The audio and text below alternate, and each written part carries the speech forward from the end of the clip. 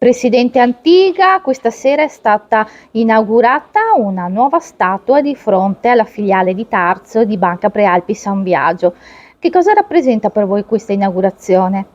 Sì, questa è un'opera d'arte che ci ha voluto omaggiare il Valentino Moro, un grandissimo artista che ha proprio nella sua materia, quella del ferro e della pietra, una delle sue caratteristiche più importanti, e per noi queste erano importanti proprio per dare significato all'opera, ma anche significato a quello che l'opera per noi vuole dire.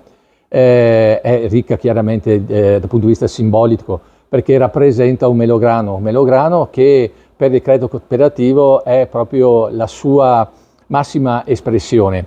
È ovvio che questa non è soltanto quindi un'opera d'arte fine a se stessa, ma è proprio il completamento di quello che noi volevamo sostanzialmente fare già dal 2012, quando abbiamo realizzato questa nuova sede, e insieme a questa avevamo realizzato anche questo auditorio dove siamo adesso.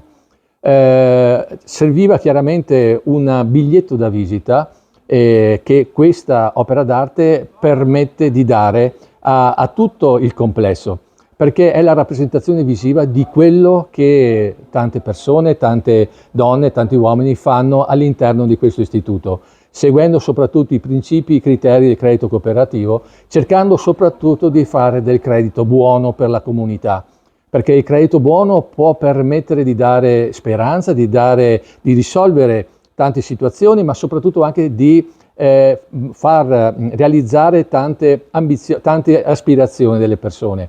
Il credito cattivo invece non soltanto crea illusioni, ma soprattutto è credito cattivo anche per la comunità. E questo è importante per noi, avere sempre un simbolo come il melograno che ci ricordi qual è il nostro compito. Il compito quindi di dare valore, ma soprattutto di stare attenti a quello che è il bene comune.